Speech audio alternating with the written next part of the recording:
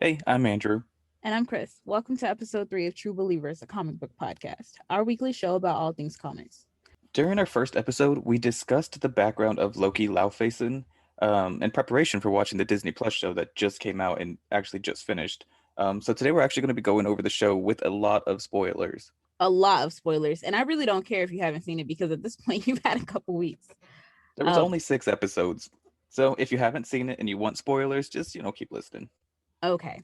So during our last episode, I talked about how one of the most significant storylines for Loki in the modern era was Journey into Mystery. Well, I'd like to call this show the Journey into Plagiarism. I mean, you got to explain. You can't just come out with that. Okay, so one of my favorite movies of all time is this movie called The Adjustment Bureau. It came out in 2011. It was directed by George Nolfi, and it's based on a Philip K. Dick story from like 1954, I believe, called The Adjustment Team. It was made in the mid 1950s, okay, but the concept of the movie is that no one really makes exactly their own choices. We are all following along the chairman's plan. The chairman presides over the Adjustment Bureau, and the Adjustment Bureau enforces the chairman's plan for the universe as it updates and changes through their caseworkers who go around just making subtle changes to the timeline to keep everything on the predetermined path. I firmly believe that the concept of the time variance authority is plagiarized. Well, not plagiarized, but I don't think it's right to say plagiarized, but I think it's definitely inspired by this Philip K. Dick storyline. It definitely sounds like it because that's exactly what happens in Loki. They're all watching the timeline and making sure that nothing changes. Okay, so the concept of the Loki show, when we get to episode 1, apparently in Avengers Endgame, they go back in time and they move a lot of stuff around or something, or they go to alternate universes or something. I didn't watch the movie, and Loki 2012 Avengers movie sees an opportunity once they're trying to move the Tesseract, grabs it, and then immediately he's arrested by the Time Variance Authority. They pull him into the TVA headquarters, which I looked it up because I thought their lobby was very ugly. And it was the Atlanta Marriott Marquis Hotel. It was very nice in a 60s mod kind of way, but it gives you the feeling that you are in and out of time, which I guess was the perfect ambiance for this TV show. That's so funny you said that because I was going to say that it was like a very old-timey, like it feels very timed in there in the lobby. It's like a liminal space, you know, and Yeah. that's what it Yeah. was giving. The set dressing, that's what it was giving. Everything Like was so like is the, mundane the right word? Because everything was just like brown basic colors, you it know? was it was like calculated mundanity. That is the Yeah. exact way I would describe that. Andrew, you are a Yeah. genius. I love you so much. It was so just basic. Like the Even the most way that the agents dressed, like it was giving Men in Black. And yeah. in the Loki show, it was just like, how much boring stuff can we pile onto these people? Yes, it was so I mean, but I know that's exactly what they were going for because it's a boring job. I personally love it. I love pointless bureaucracy. It's my favorite trope. Like, it was a Rube Goldberg machine of unhelpfulness that entire time. Like they like steal him away. They burn all his clothes. They were like, "Yep, are you a robot?" And he was like, "No. What would happen if I am a robot? You would burn from the inside out." And then this one guy literally printed out a bunch of papers and like stuck them in front of him and was like, "Can you please sign the top paper stating that that's everything you've ever said?" And he was like, "What?" And then he prints out another paper and he was like, "Now sign there." And then he said something else and he was like, "Sign there, please." And this man is like, "Shut the F up."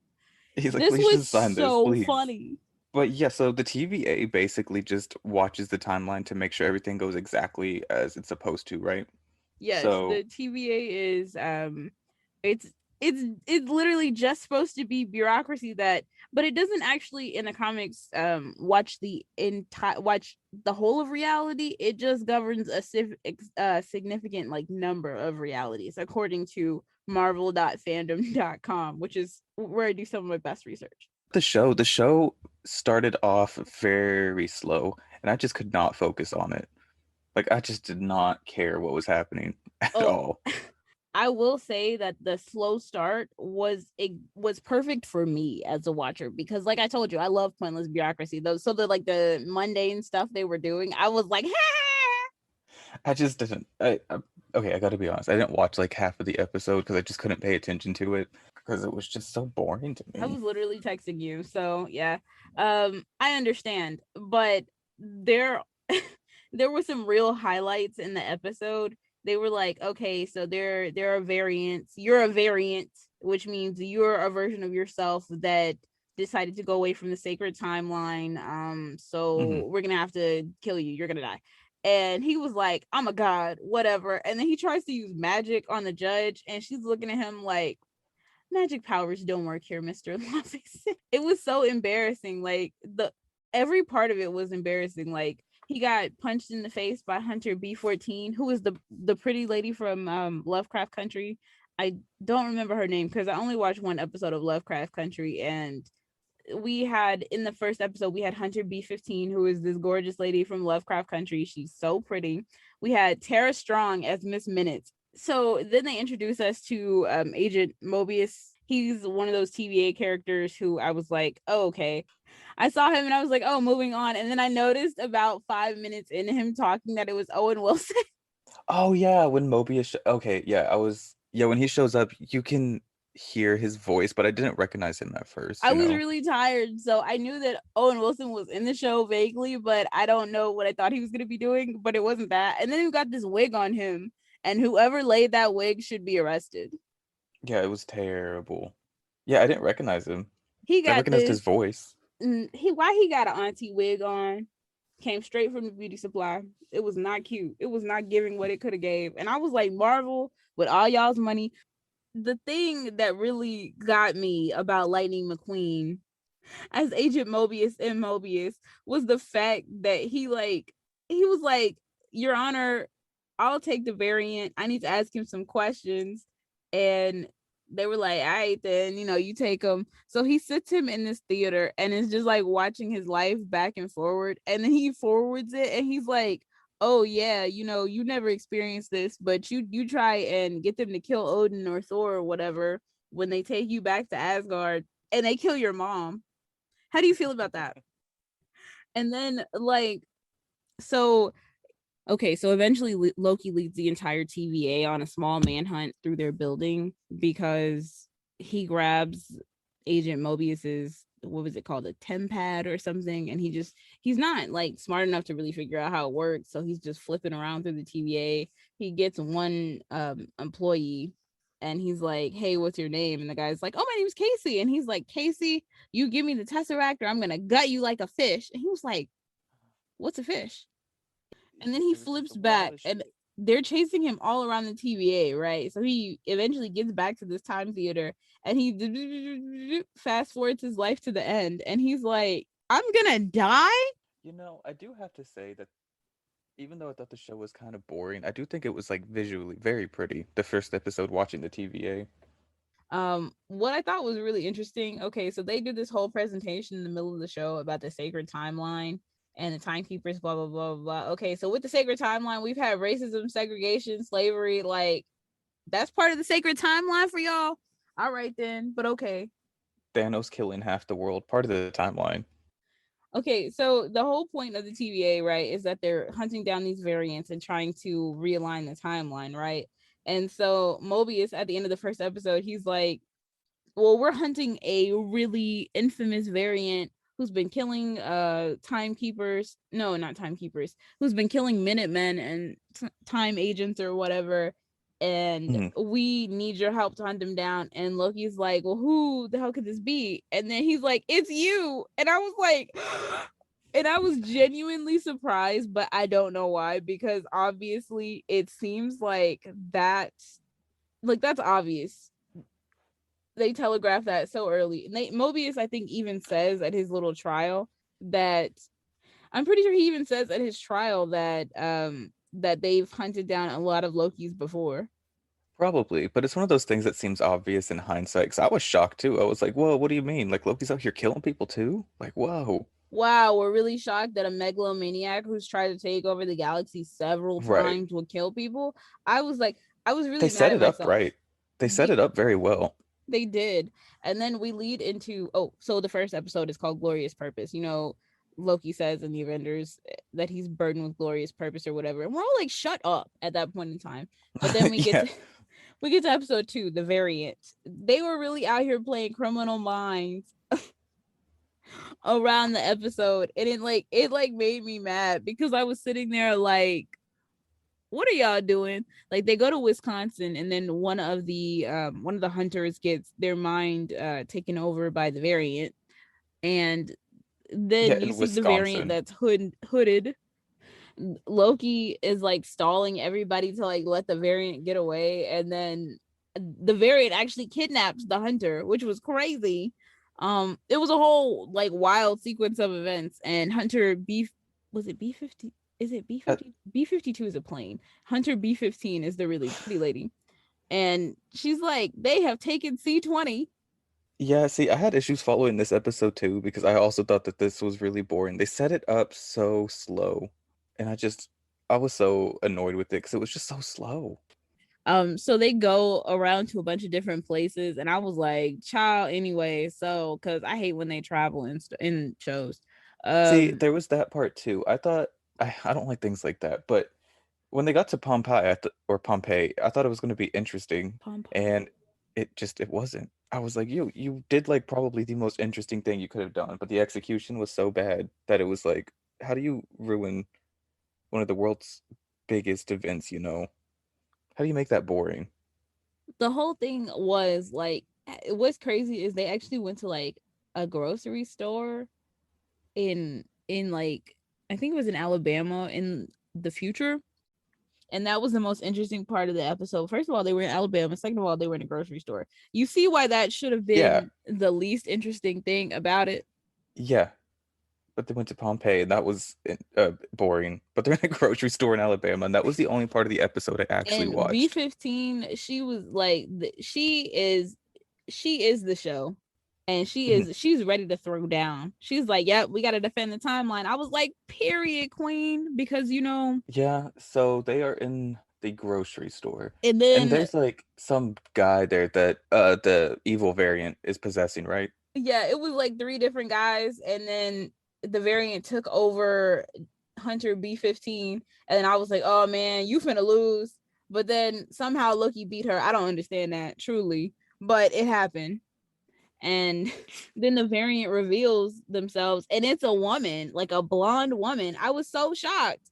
I know at that point I was excited about Lady Loki because I even said that in like our episode 0, right? I was like, that's something I want to see from the show. So then she actually showed up. The funniest thing is, in the show, I said I wanted to see other versions of Loki because I like when they pop up. So We both it's, got what we wanted in a weird way. yeah. Well, no, I got what I wanted in a supreme way, but we're not there yet.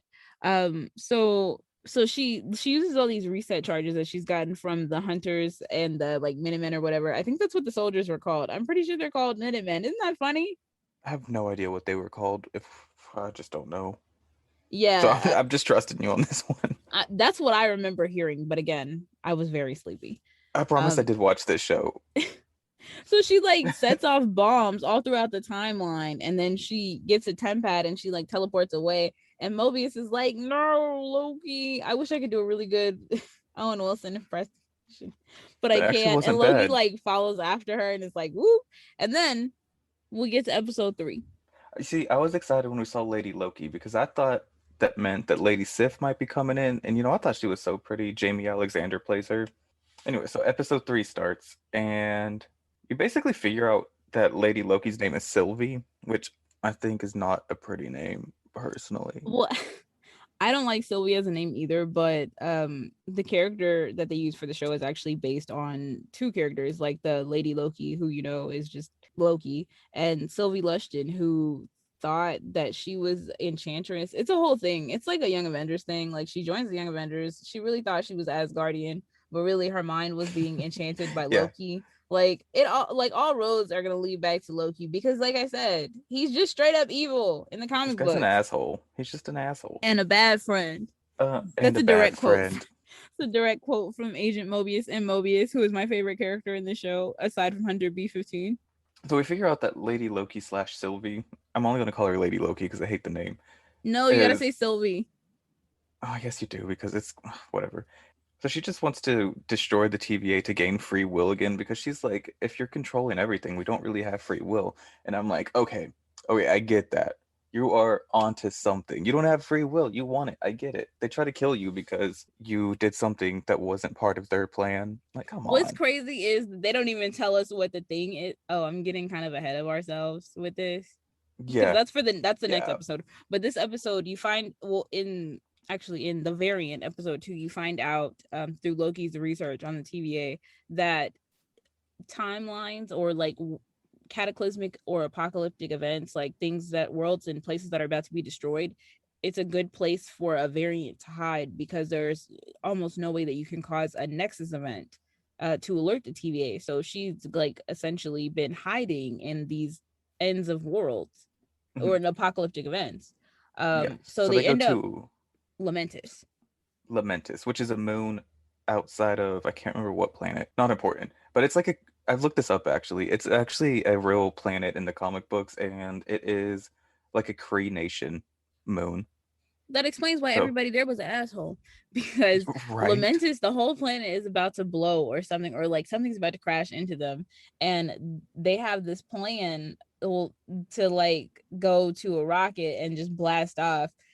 So they make their way over to the train that everybody has to get on to like go to the rocket, but they're only letting the wealthy people on, which and that first of all, it takes like a good 20 minutes in the show before they even discovered that there is a train with people. Like it's just how slow this show is. It had so many unnecessary moments just to get to that train. I was just losing my mind watching this. And the fact that the world was ending, that really is some Cree shit right there. The world was ending and y'all are worried about who's wealthy and who's not. First of all, I'm sure your currency doesn't matter on any other planet.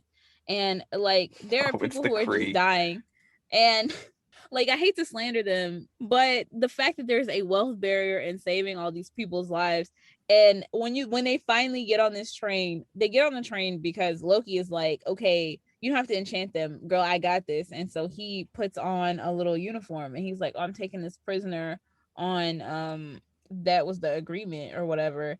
And somebody should have called this morning. They were like, well, where's your papers? Because they didn't. And so she enchants the little guard and was like, hey, let us on. And they're like, yeah, let them on. We got a call this morning.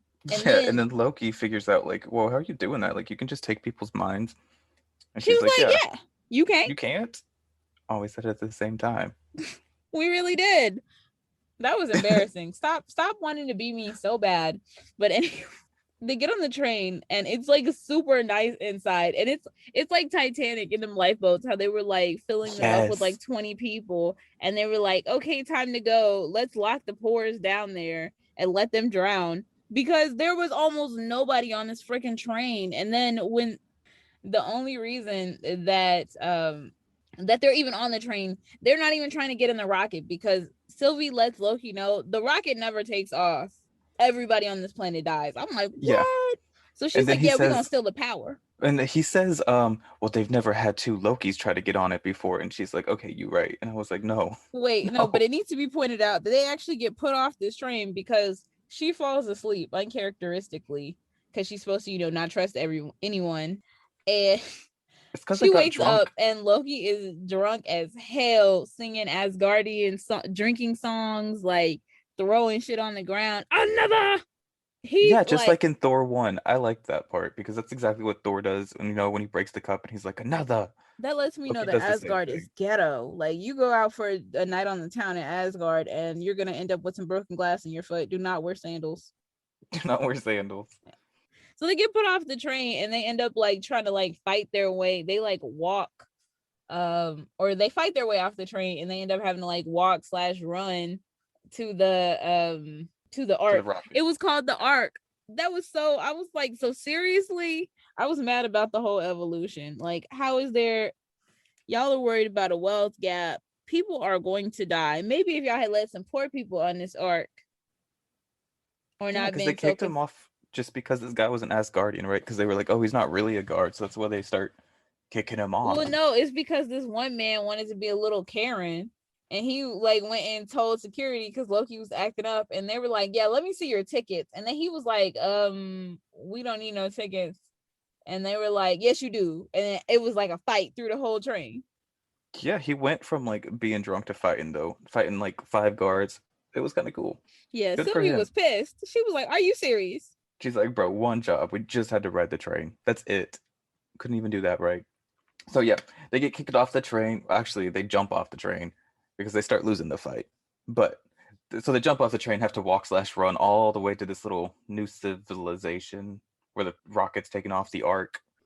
They literally spend like 20 million minutes fighting their way through the crowd of poor people who are trying to get on the ark, and just to watch it explode. Because like Yeah, something hit the ark, and then they're sitting out in the desert looking sad.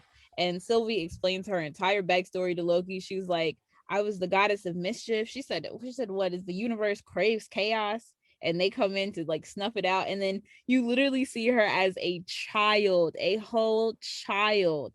And I was like, well, what could she possibly have done? Like, I think she was sitting there playing with her toys in her room, and then out comes out of a portal. It's like Judge Renslayer, and I was like, what the hell? And she literally like marches her into the TVA and is like, the judge is like, you're guilty and you're gonna be exterminated. And she's like, what? No. So this little kid somehow, like, I think she kicks her in the leg or something, and she grabs her tin pad and portals away. And she's like, I grew up hiding. I've been into every apocalypse. It sucks. I was like, the whole thing kind of got romantic, which deeply disturbed me. I did not like that. same. Yeah, same. And this it caused a Nexus event is what happened. The biggest Nexus event Well, ever. because Just she this one touched his arm. conversation. Yeah. It Fucking wasn't the weird. conversation. It was when she touched his arm, and that's when the timeline started to branch. So I was like, what? And then it looked like they were about to die. And then the TVA showed up, and they were like, you're under arrest. That's when the episode ends right there, is whenever she touches his arm and then they look into each other's eyes and then the episode just ends like that. And then you're like, what happened? Because okay, so they're trying to fight their way through this like whole little city, right? And I was sitting there and I was like, Loki's like holding up beams that are falling with his powers and stuff. And I was like, can Loki even do that before? Is that a thing that he did? He can do magic. So, like, it wasn't shocking. Well, I he was can like, do oh, he could do magic, but magic. he's never done things like this in any other like But he movie has like show. used magic to move things into fight. So I wasn't surprised by it. What I was surprised by though, since this is before she explains her backstory, I was surprised that she didn't use any magic. But when she revealed that she had been like taken by the TVA as a child, I was like, oh, so she doesn't know any because their mom was teaching Loki magic. Oh yeah, oh yeah. Okay, that makes sense. So because she had to learn how to do magic herself, which she also explains.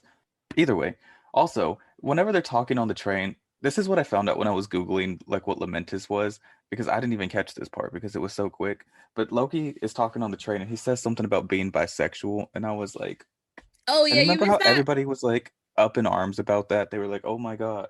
You know what though? You know what this reminded me of? You remember that Onion article that I keep sending you, where it's like Disney announces their first LGBT character for the sixth time or whatever in a throwaway Yes. line or whatever. That's what it reminded me of, because I That's was like, exactly what it was. when I They found out just people were up in arms about this, I was like, oh, y'all didn't know? Well, and my thing is, if you want Loki to be bisexual, he is. That's fine. But like, they don't do anything with it. They just throw that one line out there, and they're like, "All right, we did our duty to the gays." You know, It was that's like how that. Disney does things. It was like Beauty and the Beast, where they were like, oh, they're gonna have an exclusive gay moment, and I literally was like, what is it? And you I sit up was watching the whole time, and no, you don't. and so I'm gonna spoil Beauty and the Beast for you guys. The Disney's exclusive gay moment was when LaFool or whatever, they're all dancing at the end. I don't know how he's in the dance, because like you're Gaston's little buddy, so you need to go out of the castle and be a little buddy somewhere else. And they're dancing and he gets spun around on the dance floor, and then another guy like spins around with him and they look into each other's eyes for 5 seconds. That was Disney's first exclusive gay moment. That's it. And then they did that same shit with this show. He just says that. Well, I don't even remember what the exact line is. It was something like, "I'm interested in both," referring to men and women, He would and that's no, it. he was like, what'd he say? She was like, oh, you're a prince, so I suppose you got yourself a princess or a prince. He was like, oh, a bit of both, and I suspect the same from you as well. And that was it. That was the whole bisexual moment. Wait, and And this they, is like, oh, and apparently in Avengers Endgame they did the same thing. They showed one person who was supposed to be gay at the beginning of the movie in a support group or whatever. yeah. And he says, don't even think he says anything about being gay. I think they're just like, oh, that's the gay character right there. That one. You see? Oh, he's gone. Or like in Star Wars where they had those two women hug or something, and they were like, this is our exclusive first company-wide gay moment. Like, it's just the fact that they keep announcing them. I was like, please just stop. This is like when J.K. Rowling, like 10 years after Harry Potter was done, was like, Dumbledore was gay, and we're like, what? Yeah, I'm over Disney's gay moments. If you want it to be gay, be gay. Don't you don't say forced words and you're like, all right, that's it. Good. It's Y'all are happy now? Okay, good. It's so annoying. But anyway, so back to like the actual episode. So Disney had me fucked up for another time. That's what we got to say. But so I'm it not because you ends. said that with a D. That was a moment. It was. They had me fucked up. Okay, So so I was watching, then we get to episode 4, the next event, which we're already kind of into because like as soon as she touched his arm, it was like next event, TVA came, okay. And then she's like, however, oh, but I before do that, what? whenever that episode starts though, it starts with Lamentus getting destroyed. And again, I have to give credit to this production team because this was very, very good. Oh, they did that. Yeah, absolutely. Yeah, it was beautiful. I was like, good job. Like that's where the money's going. It's not Owen Wilson's wig. It's definitely Lamentus. So yeah, anyways. So then the TVA shows up to arrest him because this Wait, but huge before the TVA incident. shows up, she actually is like, oh yeah, of course they know about variants. I want to take the TVA down because everybody who works at the TVA is a variant. Oh yeah, and And then they Loki's were like, told in that whoa. little presentation that they did, orientation for the TVA at the beginning of episode 1, that the timekeepers created all the TVA agents. So I was like, what you mean they all variants? But again, I probably should have seen that coming. Yeah, again, I did the exact same thing because I was actually starting to get interested at this point. It Yeah, took that long for me to get episode interested. 4 is where the show really picks up. Like, don't get me wrong, episode 4 is called the Nexus event. um Glorious Purpose was cool too because it was aligned with my particular taste, but episode 2, the variant, and episode 3, Lamentus, I absolutely hated. I was like, when is this going to be over? And I was prepared to like dunk on the show, but from the Nexus event on, I actually have a lot of positive things to say about it, except for this next thing that I'm going to say. Mobius, and I yes, I just really get a kick out of saying it because I really think the M in Mobius stands for Mobius. Like, I think it's Mobius, which I think is funny. um he said that them falling in love, Sylvie and Loki, was deeply narcissistic, and I was like, yes, Mobius, of course, Yes. because How it's do you giving fall in Game of love with Thrones. yourself? It's giving Lannister. That's my biggest beef with this show. That shit was just nasty. Nasty. Nasty. That's yourself. It's a different version of you. Like, that's your gay moment, Disney. Good job. And then Mobius is like, he like even gives Loki a chance to be remorseful, and he was like, what happened, why'd you do that, blah blah blah blah.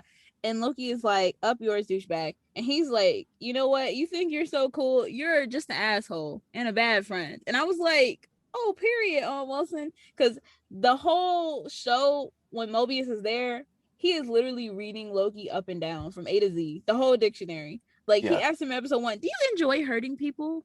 Well, And he but said it with like a principal face, like, well, Mobius's whole thing was to like catch Lokis, because Lokis are assholes in every fucking universe. So that's his period. whole thing. So he sees this Loki and he's like, "Oh, it's just another fucking douchebag up in here acting up, like whatever."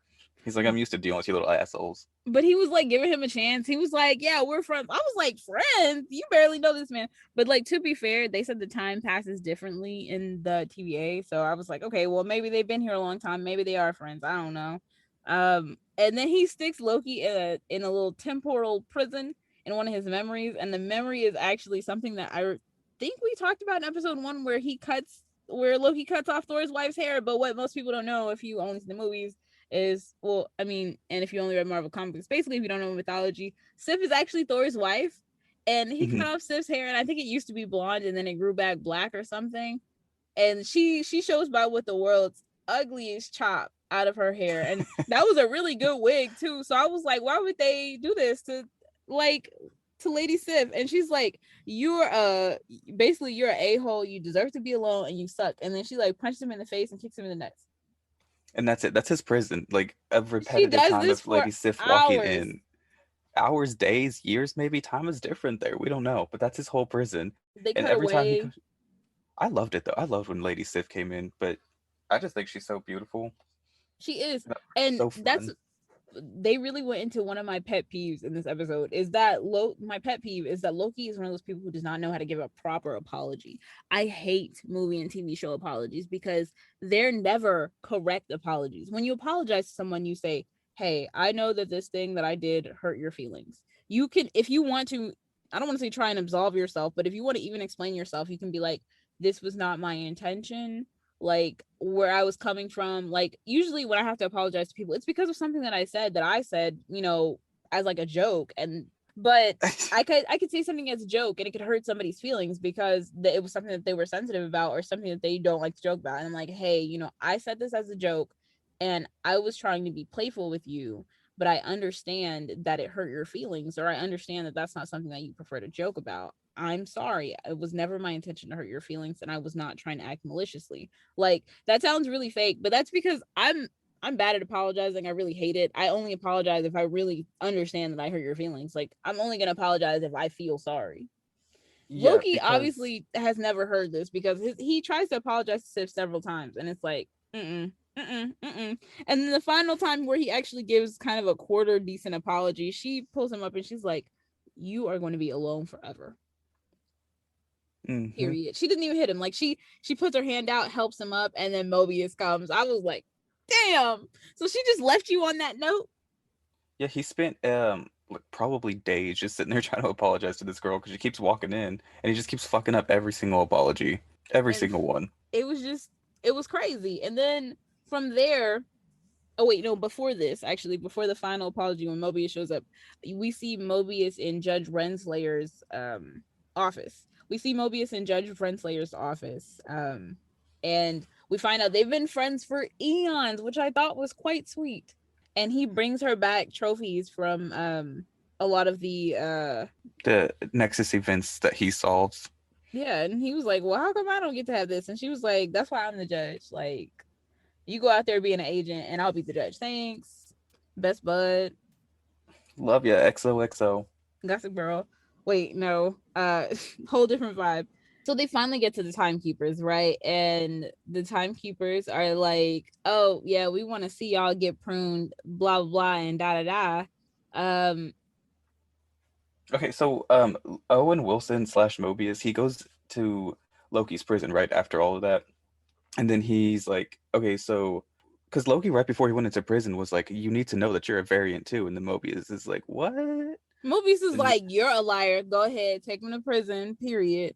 But it's not just Loki Loki's in a separate prison from Sylvie. And when we see Sylvie in prison, we find out that B15, Hunter B15 is like, what did you do to C20? Blah blah blah blah. And she was like, oh, I showed her a memory of who she really was, like before she was taken by the TVA, because you guys are all variants. And she was like, you're a liar. And she's like, let me show you. So Sylvie goes into B15's mind and shows her some memory that we never see, even though we see Hunter C20's memory, which I didn't realize was a memory at the time. I was like, oh, she's just really good at enchanting people, until she revealed that the TVA agents were all variants. yeah, because Sylvie can't like put thoughts into people's minds. Like she can't, you know, so she's just showing people their actual history because she can't create a history in your mind.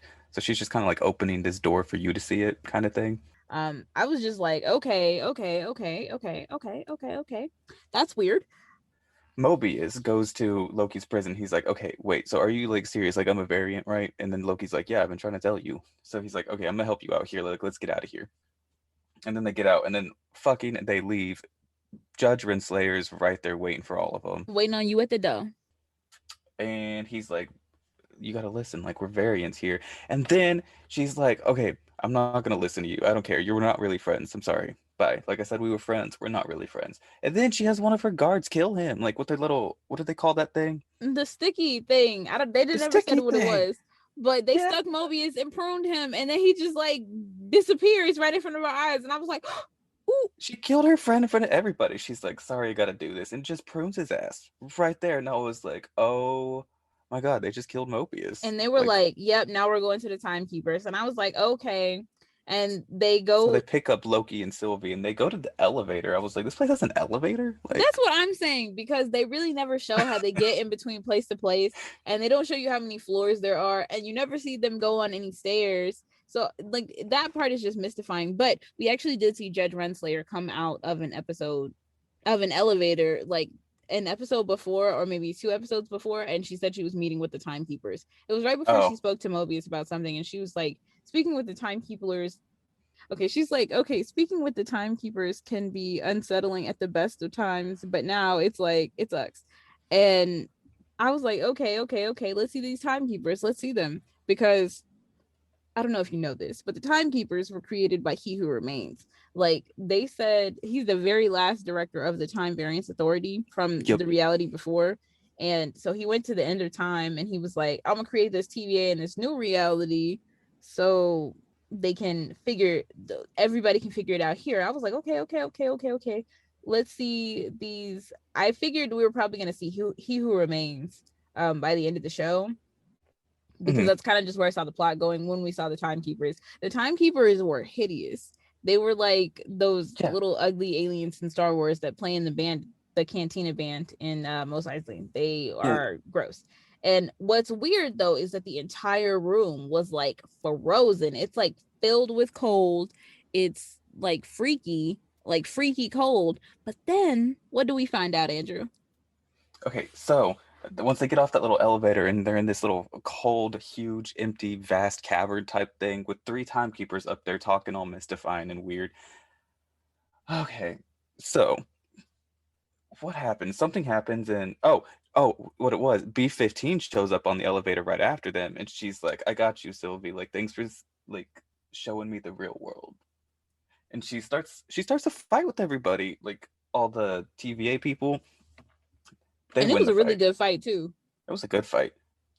She gave Sylvie her sword back, and then sword Sylvie is just out here stabbing bitches. Like, it's great. Loki's losing the fight against two people. Sylvie gives him his sword. She takes a little pruning stick. It's great. So they win the fight, kind of.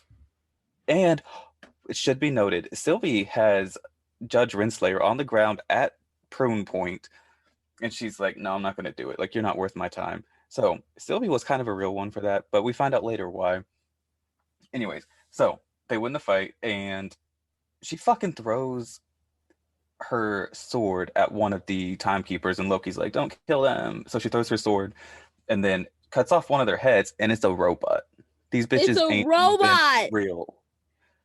The thing about this that was so crazy for me, because I was wondering why the hell the room would be that cold. Have you ever noticed that like in rooms with like lots of computers or like server rooms, it's always cold in there? So I was like, oh my God, there was a legitimate reason, but there was no legitimate reason for Loki to have not turned blue. I was like, I was waiting on it. I was like, blue, So then this head blue. rolls to the ground. Yeah, the head's rolling to the ground, and they're like, "Oh my God, it's a robot!" And then Judge Renslayer stands up in the background, straight prunes Loki. This bitch is joining Owen Wilson in the afterlife right now, the afterlife. R.I.P.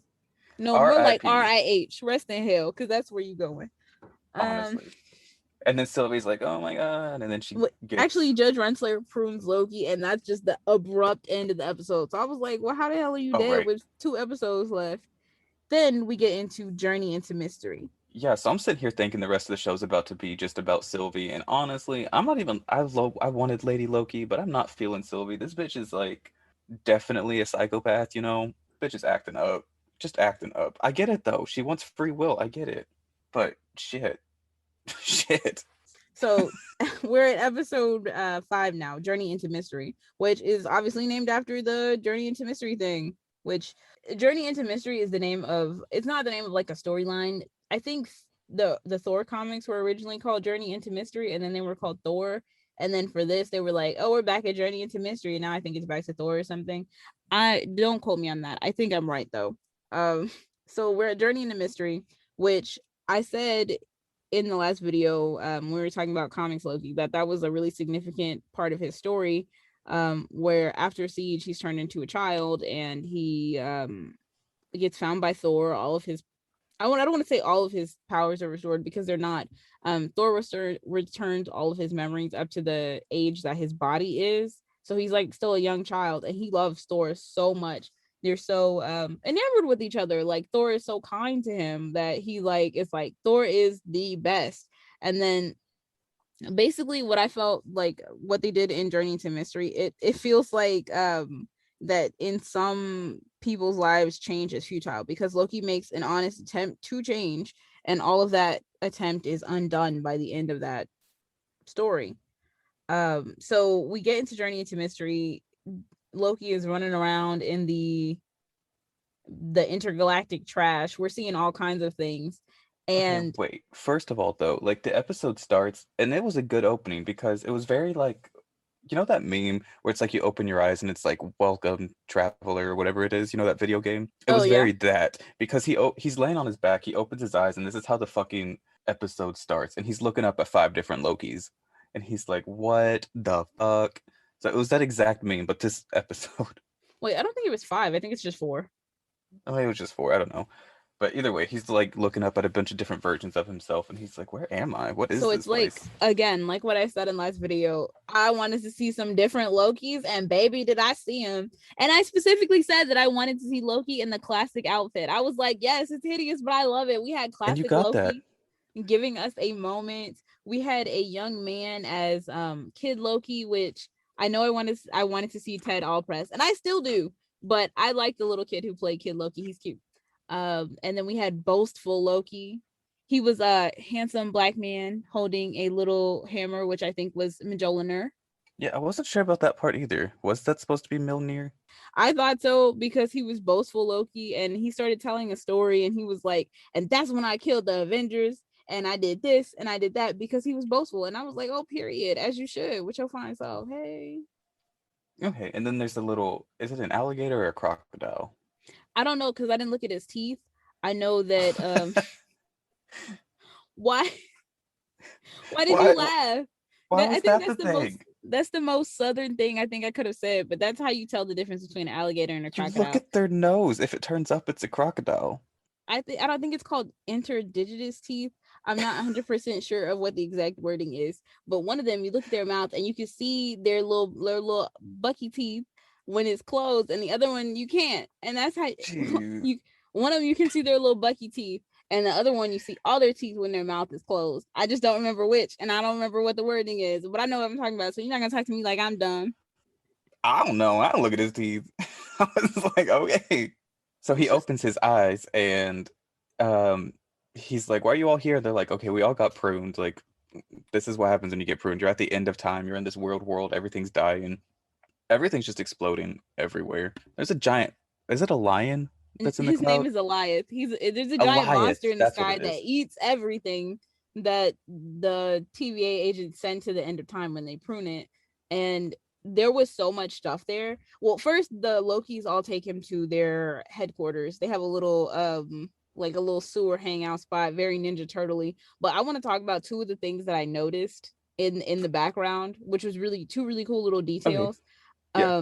They had a little frog in a jar that was like a Thor frog, and I'm not sure if it was like the god of thunder because he did get turned into a frog by Loki, and then Hmm. he could still wield Mjolnir. I do know the real name of it. And he had the power of Thor or whatever. And then there was a little Yeah. frog. I think he's called Throg. He a splinter of Mjolnir comes off when Thor is doing his like frog Thor thing, and the little frog gets a splinter of Mjolnir and it forms into his own Mjolnir. I don't know. And then he becomes a Thor frog too. And I wasn't sure who was in that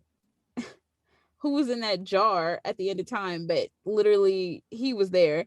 And then if you in the background, I don't know if you noticed this, but they had like some pyramids and they had a sphinx there. Yes, I did see that. Yeah. I don't know if you noticed what was different about the sphinx or if I only noticed because I'm black, but do you remember what it looked like? No. There was a nose on the Sphinx. I had a feeling you were going to say that, but I don't remember seeing that. I remember there being a sphinx, but that's all. But do you know why there aren't noses on there? No, I actually don't. Because of racism. Well, I mean, yeah. No, because like they said that like, well, I think this is something that either my mom or my dad told me. You know, they're both like super pro black. They were like, yeah, they don't want people to know that they were like Africans, so they like blew their noses off. I was like, oh, so people blew their noses off. And they were like, yep. And that's why in that one song that Beyonce has, I can't think of the song, where she's like, I'll never let you shoot the nose off my pharaoh. That was the reference. Huh. So because there were noses on there, I was like, oh, so noses on the Sphinx. That's not part of the sacred timeline. Okay. Okay. I see what you were getting at. I see. That's why it was so noteworthy to me, because I was like, oh, and it had like full on like a real black people nose. I was like, oh, in the background, I see you.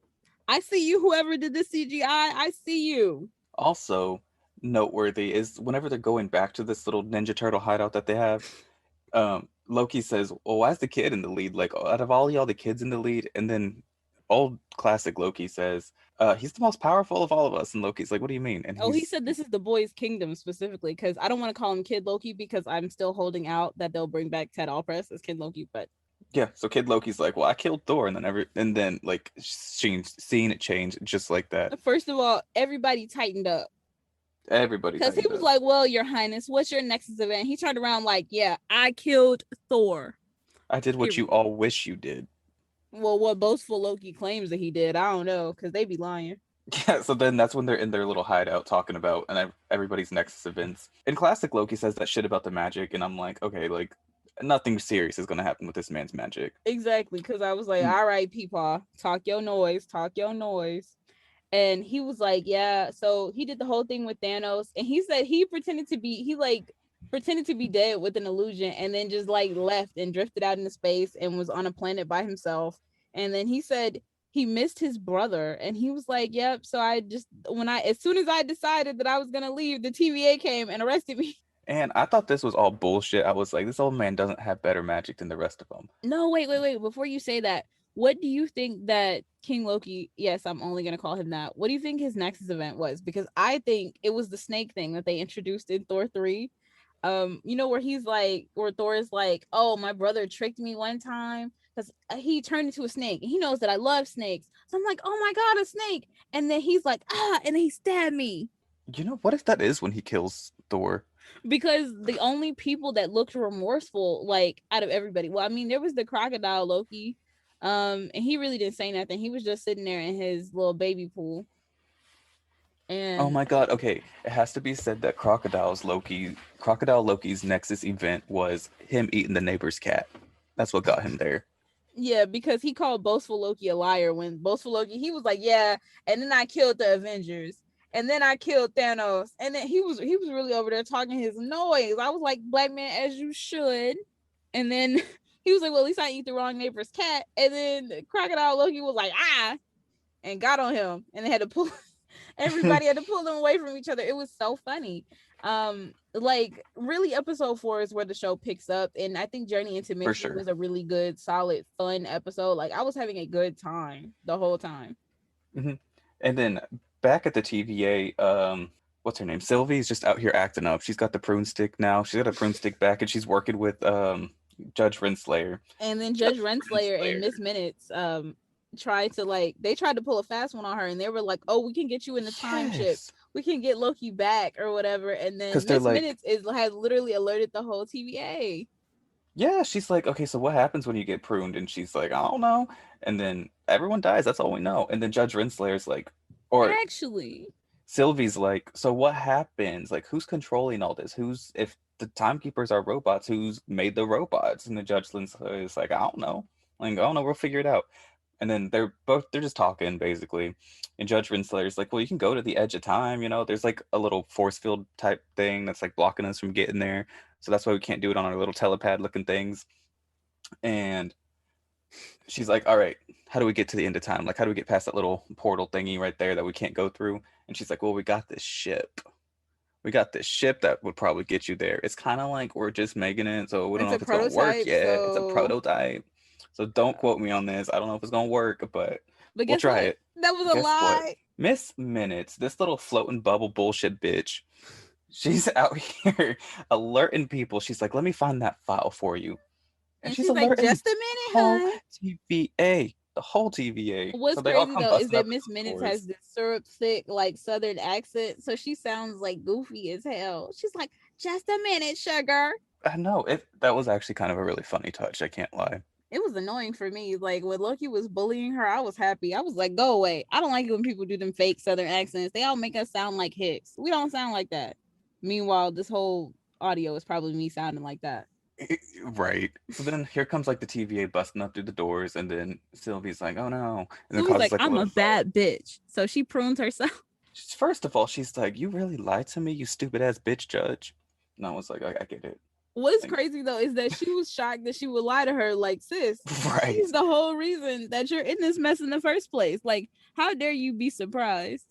Also noted before this even happens, when they're going up the elevator to like this room where Miss Minutes like doing all this bullshit, she's like, "Okay, do you remember whenever you like arrested me?" She's like, "What was my Nexus event?" And Judge Renslayer, she knows because Judge Renslayer is the one that arrested her, and she's sitting there and she's like, "Oh, I don't remember. It couldn't have been that important." No, wait, that Sylvie's was when they went up the elevator to meet the timekeepers. That was like she said it so cold too. And the actress who plays Judge Ravonna Renslayer is Gugu Mbatha-Raw. Like she's such a good actress. And she was like, she girl, is. please, like, child, I don't even remember. That was like 40 billion years ago. That shit was cold. That shit was dirty. It was so cold. And I was like, you know what, as you should, queen. But okay, so yeah, fast forward back to this room. And then Sylvie prunes herself because she's like, okay, what if I prune myself? And that's how I get I don't know how she came to that conclusion. I think I missed something, but she got there. She's like, if I prune myself, that'll take me to the end of time. And I was like, okay, I wouldn't have go done off, it, but you bitch. know, that's me. You know, at that point, she's probably like, the worst that could happen is I die. Like all this shit that's gone wrong in my life, whatever. And you're absolutely right. And then we cut back to Loki.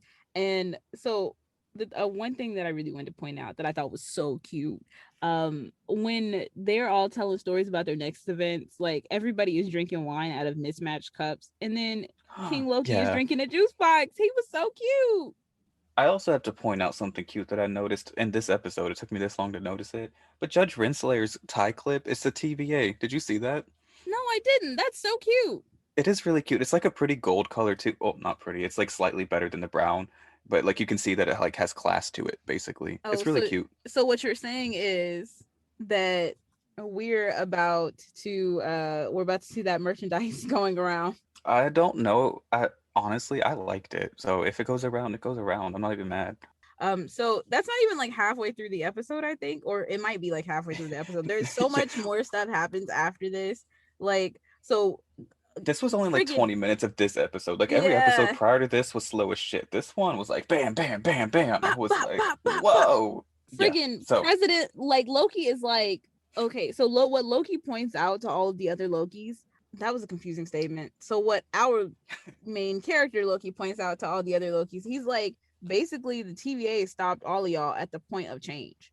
He's like, I'm gonna try and make my way back to Sylvie because Sylvie makes things happen. Like we don't always have to lose. And they're all like, he was like, y'all want to come with me? And they were like, huh, no. also they're sitting up there like Sylvie, you're like you love yourself. Like that's what you're You know okay. what? They didn't even remark on that, but they did all look like, They all okay. looked.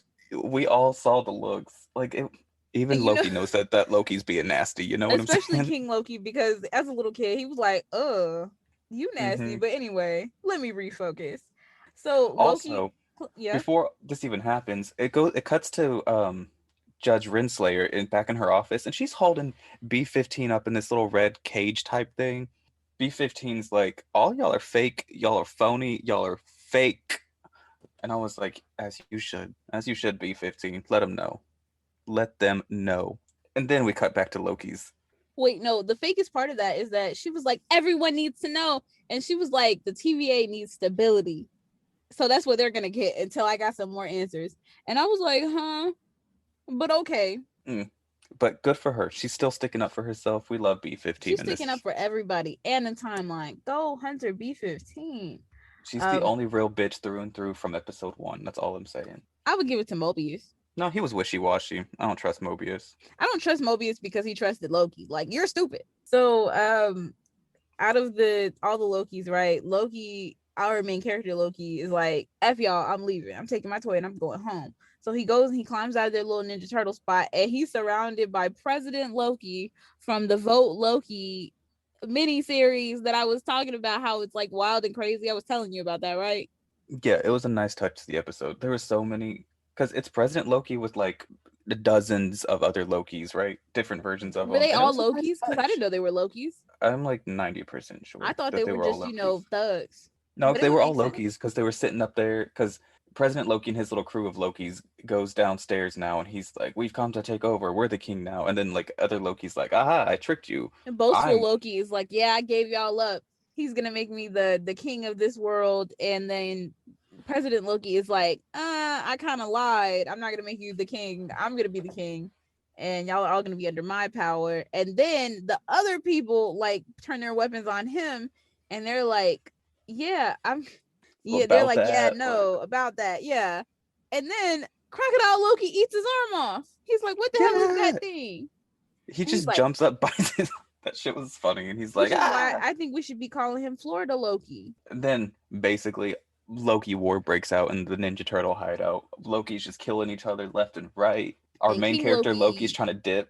yeah, our main character Loki and classic Loki, they all get it. Oh, and Crocodile Loki, they like classic Loki is really good at this magic thing. He was not lying. He Yeah, opened the as it portal turns and was out. like, "We gonna go," and they all just calmly walk out while hellfire and pandemonium breaks out behind them.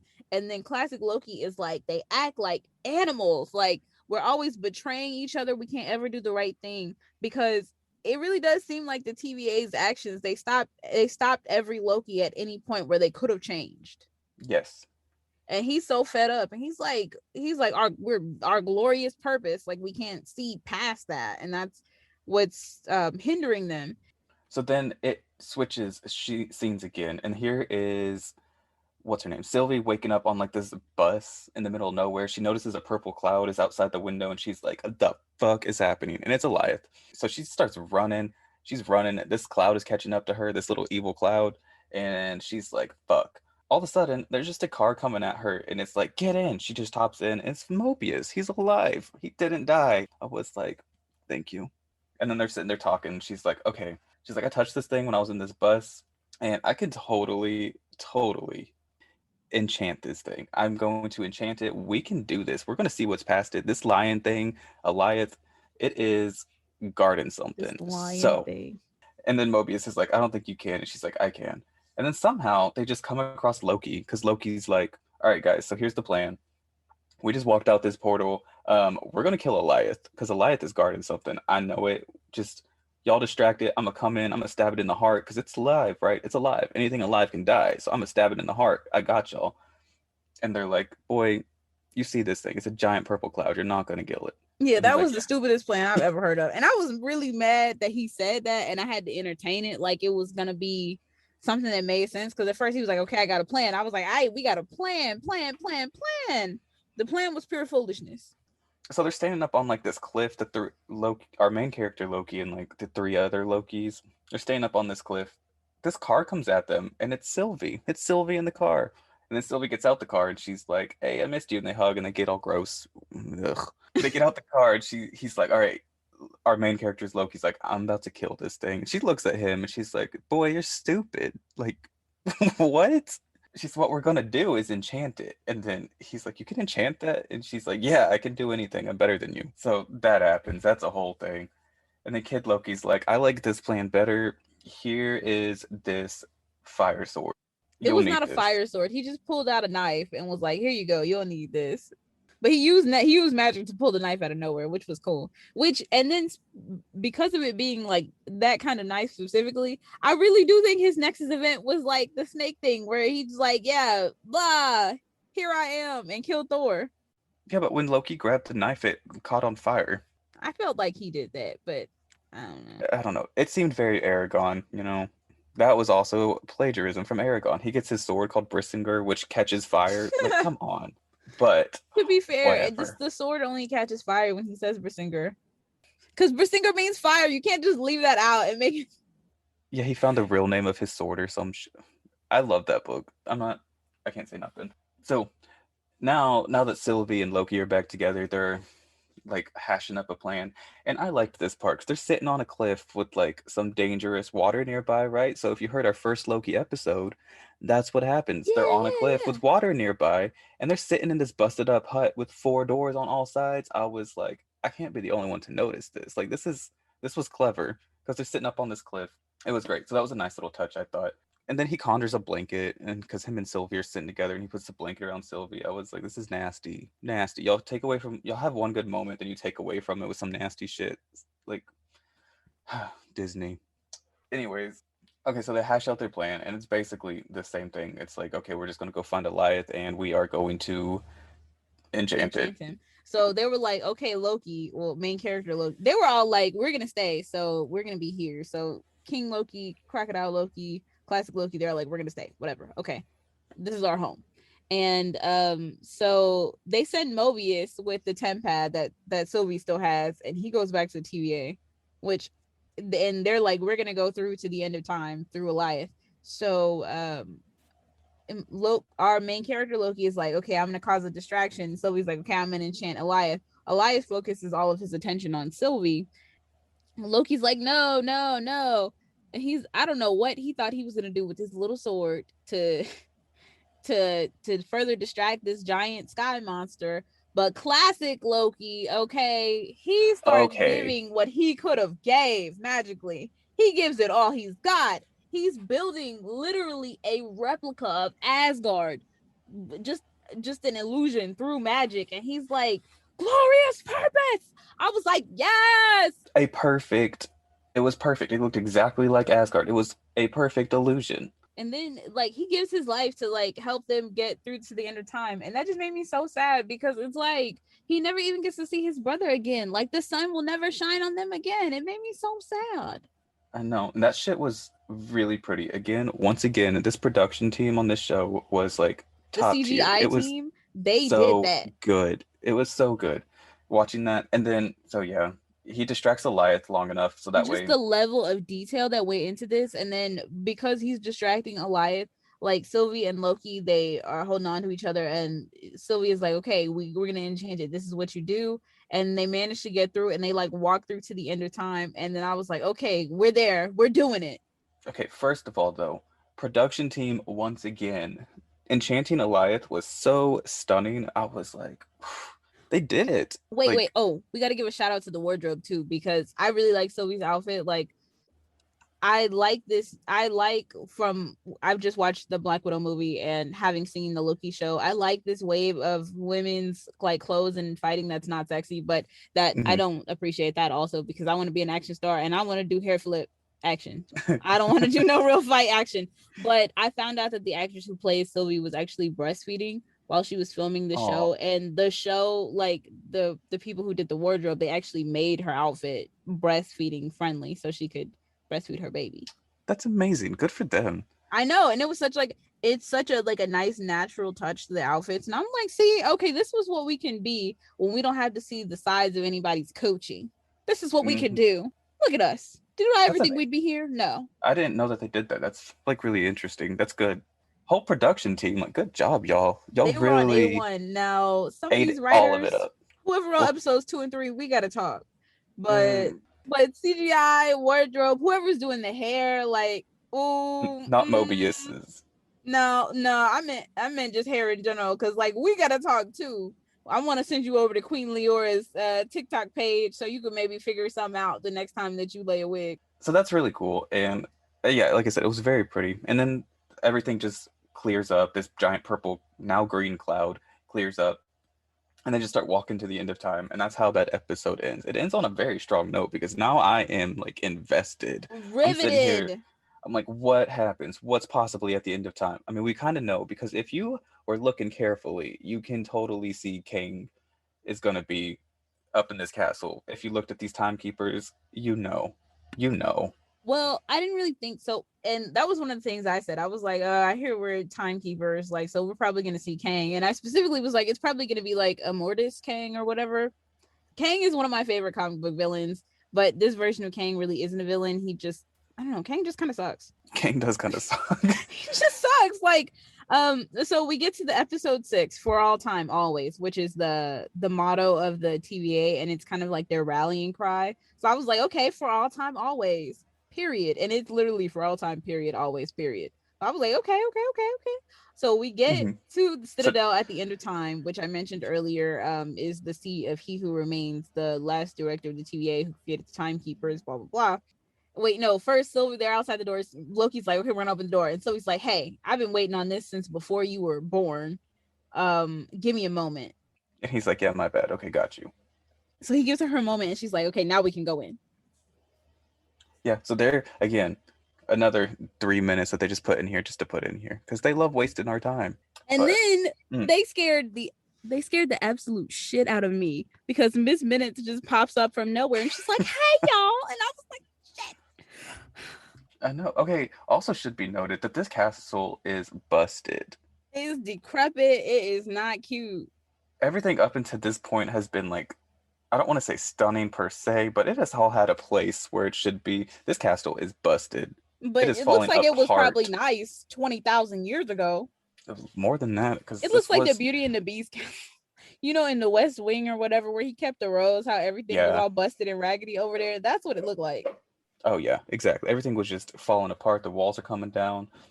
Miss Minutes just popping up in between crusted ass pillars. And she's like, he who remains is here.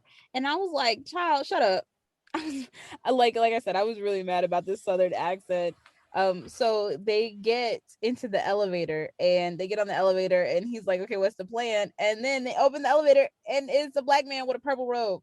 Overly joyous, happy black man with the purple robe. So you're sitting here like, who is this guy? Wait, but then I have to mention this. Okay, so you know how I said that Hunter B-15 was a really pretty lady from Lovecraft Country? Yes.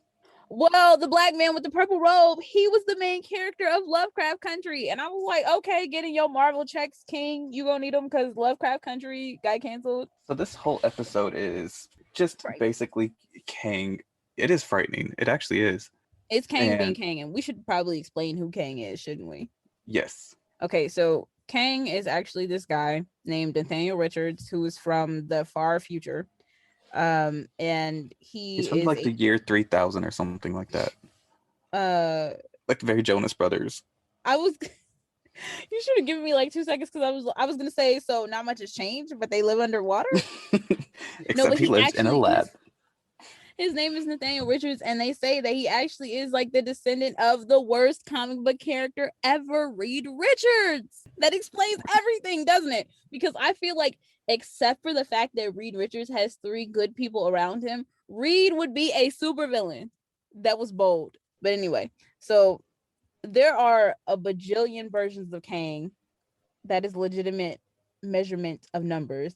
Running up and down the timeline. Kang is a fool. He's a time traveler and a fool. He has gone to ancient Egypt, taken over, and been like, I'm the pharaoh now. He has gone he's gone to the future acting a fool. He like hops up and down the timeline acting a fool. And so there are a lot of different versions of himself.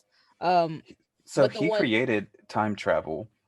And when he created time travel, he accidentally also created the multiverse, which is why he creates the sacred timeline. Because every time he was up and down this timeline, he was creating different like Nexus events, kind of, right?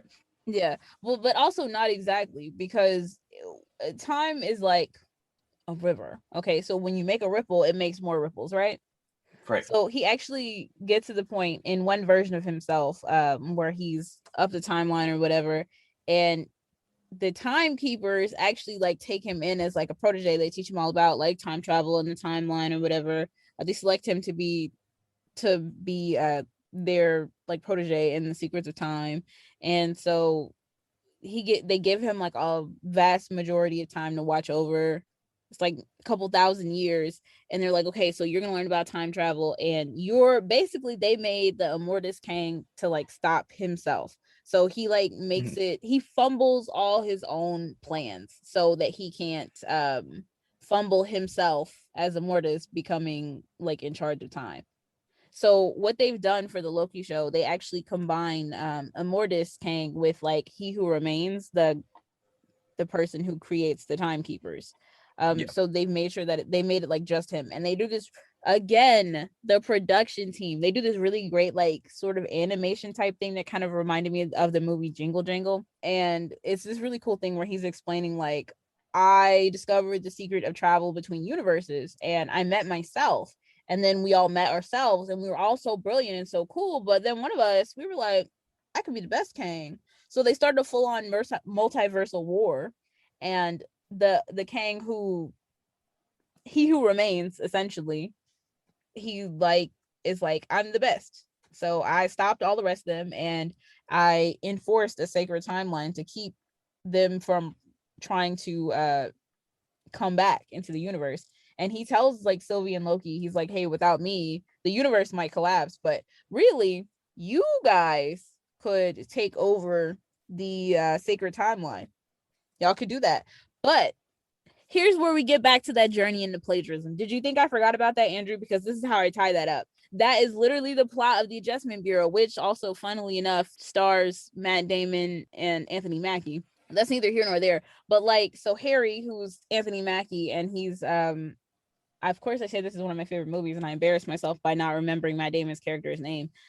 He tells him like really that the chairman's plan is eventually trying to get humanity to a point where they don't have to adjust themselves, like so that they can take over their own adjustment bureau or whatever, like so that they can be in charge of the plan. And literally Kang is like, I saw all of this coming. I know what happens up until right now. I want you to take control of the TVA. And he's also like, yeah, I'm crazy. And also I kind of suck. Yep. And he's basically like, I have chosen you two. You are the only two that can take my job. And they're both like, I don't know about that. But what I love And about Kang is that the only person he's scared of is himself. He's like, listen, I'm the best version of myself. They're like, that's terrifying. They didn't he say that, but literally that's what is I kind of, thought. he's kind of in control of time itself, like that's terrifying. No, what's terrifying is that Kang, like, you're the best version of yourself. Because he also gives him that ultimatum. He says, you can take my job or you can kill me, but if you kill me, like, there's going to be another me that's going to pop up, and I Well, he can't said, promise it'll be good. no, he said it's gonna be worse. And then what he said was, I'll end up back here anyway. So, Well, first of all, this whole thing takes place in a good solid 30, 40 minutes of the show. This whole conversation was drawn out this long because that's but basically I what this really whole was thing not is. mad at it because he said so much. Like, he was doing such a good job, and also he looked really good.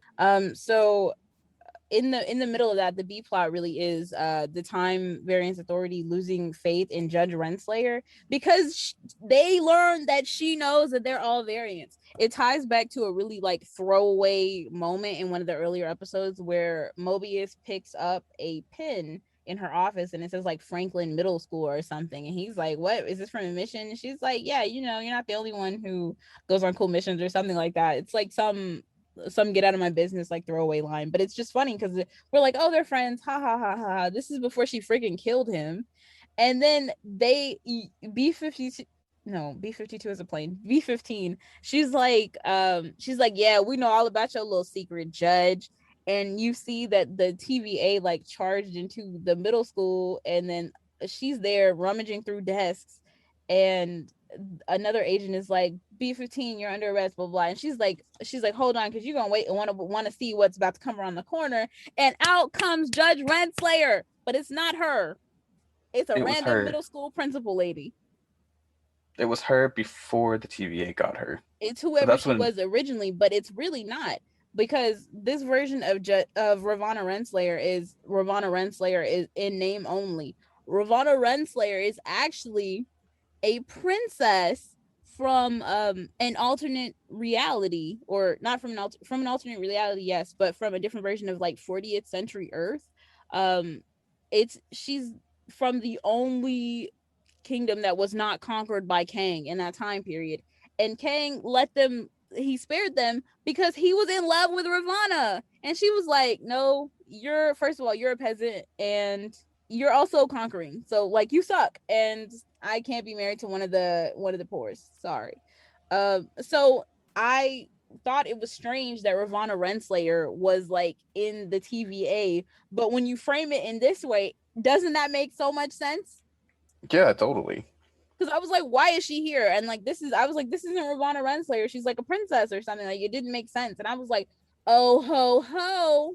And that's when the whole, because then when they see her as the judge, or sorry, as the principal, that's when the whole TVA was like, oh, we're all variants. That's kind of like what brings it all crashing down on Judge Renslayer. But it really doesn't crash down on her completely because she's like, okay, they lost faith in me, whatever. So she goes to her office and she's like, they can't beat my ass though. And she just packs up all her stuff. And Mobius is like, we could reform the TVA. We could start from the ground up. Da, da, da. And she's like, Mobius, you're an idiot. The only person who's free is the person who holds the power. And he's like, well, where are you going to go? And she's like, to get some power, dummy. So she just leaves. And then we're like, okay, here we are at the end of time. What's going to happen? Like, how are we gonna go? And Loki's like, Sylvie, we need to listen to him because like I don't know if this is true or not, but like just to be safe. And she's like, I've been waiting for this my whole life. You think I'm gonna wait? And then they start Loki really, fighting. he's sitting there like, I don't know if it's right or if it's wrong, but I'm not trying to fuck around and find out. Like, Exactly. I'm And not then about to fuck around. They fight, and then she's all like, I love you, Loki. And then he's like, I love you too. And it's weird. And they're like, well, and then she just sends him back to the TVA with like one of Kang's little magic bead time things. and And it she was kisses him. That was so nasty. And I was really trying to avoid that because I was like, you really kissing yourself? Nasty. So now Loki's back at the TVA. This bitch Sylvie's up here at the end of time still, and she Sitting there just looking stupid because she kills Kang and then she just sit there. and then she just says, "Now what? Now what, Sylvie? Now what? You Oh, just we gonna know sit there what. at the end of time. Another version's coming. That's what we know." And then at that, it cuts off. It goes back to Loki, who's in the TVA. He's freaking out. He sees Mobius in this giant And library. B-15, and they're sitting there, they're in DEFCON 5, and then they're like, oh, I don't know what he expects us to do, like with all these timelines diverging, like we don't have the manpower, blah blah blah. And he's like, oh my god, Sylvie killed He Who Remains, and time is collapsing. And they're like, hey dude, are you an agent? And he's like, what? Because they've all been reset or something. And then Loki turns his head, and what do we see, Andrew? It is Kang and a giant statue. Giant statue of Kang. I was like, ciao. Oh no. Bam. It fades to black. That's it. That's it. It's the end of the show. He looks up, sees the statue. Now I'm interested. I'm invested. I want to see what happens, and it cuts out. That's the end of the fucking show. Well, what I heard really was that it was supposed to be 12 episodes in season one. Because I really think this is supposed to be a mini series. I love a good mini or a limited series. I feel like the Loki show was meant to bridge perfectly over into Doctor Strange Multiverse of Madness. And when they had to stop filming due to COVID, they were like, okay, we're going to split it up into two halves. But I'm like, y'all need to get the second half out ASAP because I love Kang. I feel like Sylvie just caused the next 10 years of MCU problems by killing He Who Remains. Absolutely. Because now we know. I mean, we don't know for sure, but we can definitely infer that King the Conqueror is coming. King the Conqueror, the one He is who here. he's here. He's destroying everything. He's conquering everything. So overall, what were your feelings about this show? I still feel kind of indifferent towards it because I feel like it doesn't really tell a whole story in one season. I hate cliffhangers. Um, Yeah, I was really excited to see Kang, but I'm not because, like I said, I don't know if I've said this on the show before, but I'm not interested in seeing a live action Young Avengers, and I know that's what's coming. Eventually, I don't feel like the current MCU Avengers have enough like I don't feel like they got enough weight behind them to be trying to take on Kang. The only one who could really wash Kang is himself, like finding out that he was foiling all his own plans as Immortus Kang. And then when Kang eventually dies, like he's killed by Iron Lad. I actually have that written down too. I was like, the MCU, how is Doctor Strange going to fight the guy who basically controls time, right? Like, how are you First of going to? all, Doctor Strange, what you gonna do? Squint at him and move your hands? So the movie's supposed to be, I'm assuming, I actually don't know entirely, but I think it's Doctor Strange and then Wanda Maximoff or Scarlet Witch and Loki. What are these guys going to do against King the Conqueror? What? Get beat. What? Not even Wanda. My girl Wanda can't even step a toe to that man. Like, what are you going to do? I What are you think going to it's do? what the most interesting thing about Kang is that Kang was giving the Avengers hell for like a long time, and then he gets beat by the Young Avengers. That is so funny. Also, Kang literally just let Thanos wipe out half the world, right? Like that's what the smart version of him does. What do you think this evil version's gonna do? What are y'all gonna do against him? Nothing. Thanos was nothing to this man, and he whooped all y'all. Like, so I think overall, the show was boring overall. But those last few episodes did like pick it up, and then they just left it on a cliffhanger, which is kind of just annoying. I don't know if it was really good or bad. I'd have to see the other 6 episodes before I could make a distinct Yep. judgment on it. I honestly really don't care. I am excited to see where it goes. I think they're on to a good track, and I'm excited to see what happens. I'm excited to see what happens as long as there's no more of this show after that. Like after the next 6 episodes, like after they get their 12 or whatever, after season 1, well, season 2, I guess, there doesn't need to be any more. I think it should just bridge right over into Doctor Strange Multiverse of Madness, and that should be it. I think that's what's Because going to happen. no offense to Tom Hiddleston, but I'm not interested in Loki, especially not in the Marvel Cinematic Universe. I'm not, because I don't trust you. So I'm like, okay, you want to change, cool. I will give them credit on the fact that I didn't see Loki. Like, if go back to Thor 1, I never thought the character would be elevated to this point, you know? So I have to give them credit on that only. Do you mean the Like, they TV made, show or the entire MCU? Because I feel like that's the one thing I will give Josh Whedon credit for in the Avengers movie. I was like, all right, villain. I meant like Thor 1, that, like, it already elevated to being the villain in the Avengers, but now it's like a whole nother level completely. I think they did good on that. I will give them credit on that. The thing that really upset me about it, was honestly that we still don't know what her Nexus event was. What could she have possibly done while she was sitting there playing with her toys? I think it was the fact that she was going to be happy in life. I think that's what they were hinting at. Because, anytime a Loki has the character development to change, that's when a Nexus event happens. And I think this bitch was going to be happy. And they were like, oh no. So, yeah, overall, I'm excited to see what happens with it. I think that's where I'm at. So I guess that's all for this week's episode of True Believers. Thank you to everyone for listening, and thank you for all of your support. We'll see you next week on August 11th to talk about the mixed up multiversal masterpiece that is Teen Titans Go versus Teen Titans, which Hmm. I want everyone to know is my first pick on any episode that we've ever done so far. So I'm really excited. We're available on all major streaming platforms, including Apple Podcasts, Spotify, and Deezer. Please continue sharing the podcast with your friends. And if you like the show, please leave us a review on Apple Podcasts. It really helps us a lot. And as always, you can find us on Instagram at True Believers Pod and on Twitter at True Believers P. And if you'd like to email the show with any feedback, you can do so at onetruebelieverspod@gmail.com. Yes, that is the number one truebelieverspod@gmail.com.